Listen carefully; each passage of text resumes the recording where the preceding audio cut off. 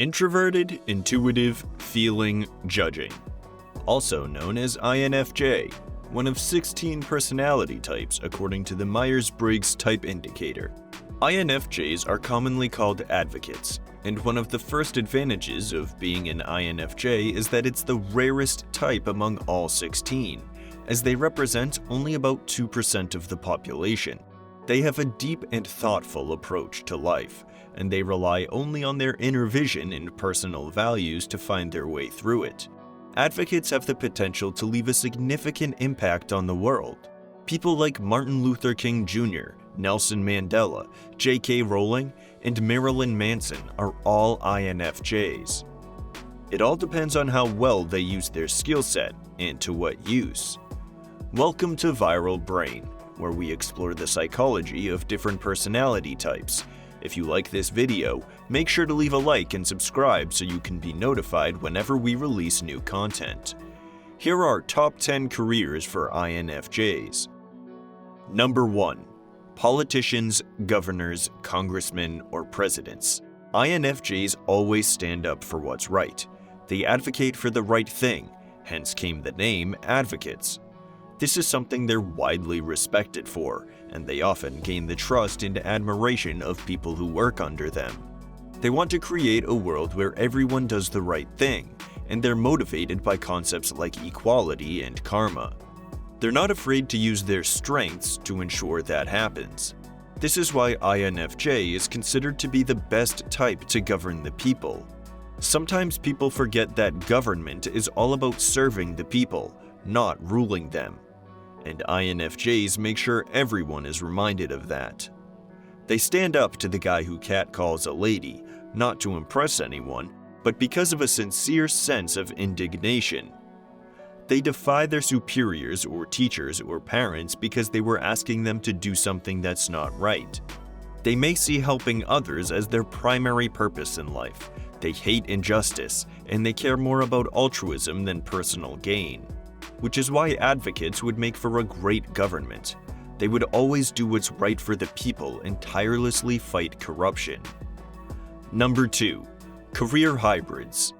INFJs can sometimes mix up two unrelated fields to create a hybrid career, like writing about criminology or becoming an environmental lawyer. This is because advocates value their independence and autonomy over anything, even financial compensation. A good paycheck and an impressive title won't motivate them as much as a unique approach to two different fields. They want something in which they can express their creativity, apply their principles, and grow as a person. And it must align with their values. This is why many advocates seek leadership positions or start their own business, and it's very often a new idea or a unique solution to an existing problem. Number 3. Artists. INFJs have the extroverted sensing property, which means they can become hyper-aware of the information relayed from their senses. They feel the cold breeze on their skin, enjoy the sound of music, or marvel at the deliciousness of food more than anyone could understand. And they love to connect with their core and express their experiences to others through art, whether it's music, paint, or writing. It's common for an INFJ to be drawn into a career in the arts, like a blogger, a photographer, or even an architect. They're strong communicators, and they have an amazing talent in communicating their thoughts or feelings through a piece of art. Number 4. Healthcare or social service. INFJs love helping people. They have the extroverted feeling property, which means that they're hyper-aware of other people's feelings. They're highly empathetic and idealistic, and they're conscious of the fact that everyone has their own life and story, which is just as significant to them, also known as Sonder. However, this means that sometimes INFJs are less aware of their own feelings, and they can easily fall into the trap of being a people pleaser. Overworking themselves and taking on more responsibilities than they can handle, and prioritizing other people's needs over their own. They can struggle to say no because they don't want to hurt or embarrass someone. If you're INFJ, make sure you take some time on your own and prioritize your well-being sometimes. It can be draining to always put other people first. Number 5. Detective or investigator. Advocates can see right through lies, and they hate it. In fact, they can often be brutally honest and unintentionally offensive. People lie to make themselves look better, to hide a mistake or a failure they've made, or to protect someone's feelings and spare their pain. INFJs don't really care about any of these things, so they just don't have a reason to lie, and they relentlessly judge anyone who does. They tell it like it is, and if it hurts someone, well, too bad, it's still the truth. They're humble, so they have no regard to title or status. They talk to their college professors and bosses the same way they talk to the janitor or someone who works for them, with respect and honesty. They have a mindset that goes, the only reason there has to be a guy who tells children Santa doesn't exist is the guy who told them Santa does. INFJs would make great investigators because of their relentless pursuit of the truth and their unwillingness to tolerate corruption. Number 6. Journalist. INFJs have the introverted intuition property in the Meyers-Briggs Type Indicator, which means they look within themselves to find what they like and dislike about the world. They internalize facts and patterns, and are more interested in what everything means to them rather than simply looking at it for what it is. Advocates would be motivated by an idea they came up with or a theory they put together much more than by advice from a mentor, a book, or a course. They would collect information from all these sources, then come up with their own plan of action.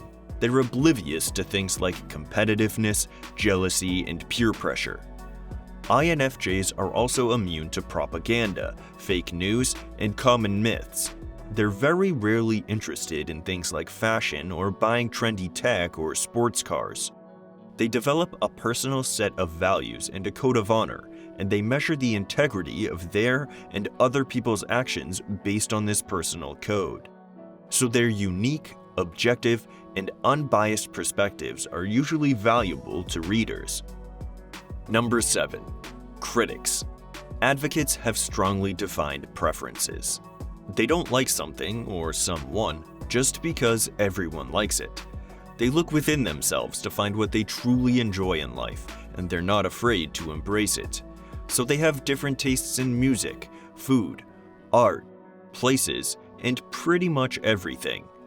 And simply stating their strong opinions and exquisite analysis is being a critic. Also, some INFJs develop a personality function called extroverted sensing, which means they become hyper-aware of the information relayed from their senses. Note that this is not a biological superpower. They don't see, taste, or smell better than anyone.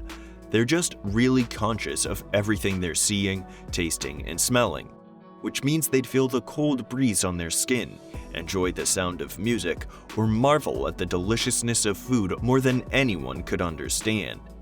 And this awareness of their senses would make them great food critics. However, this can also mean that INFJs would suffer from pain more than other people would, or they're prone to having pet peeves like chewing noises or bright lights. Number 8. Deep connections. INFJs thrive when they feel like they really know people around them on a personal level. They're put off by fake compliments and small talk. Advocates often seek any opportunity to connect with others on a very deep level. They would enjoy an occupation in which their primary concern is to connect with others, like consumer psychology, community engagement, writing, or sales. It doesn't have to be a two-person relationship. Mandela connected with his people and Rowling connected with her characters, and amazing things resulted from these connections. Number 9. Quality assurance. INFJs can be perfectionists. They're idealistic, and they can sometimes spend a lot of time and effort on something to make it live up to their ideals.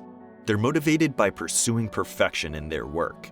This is great in many ways, since they wouldn't produce anything of less than stellar quality, which would make them do great as quality assurance engineers or managers. But it can also mean that they waste too much resources when an alternative solution would be more efficient. It's difficult for INFJs to let go of the perfect scenario and make do with Plan B because Plan A is too expensive or too difficult.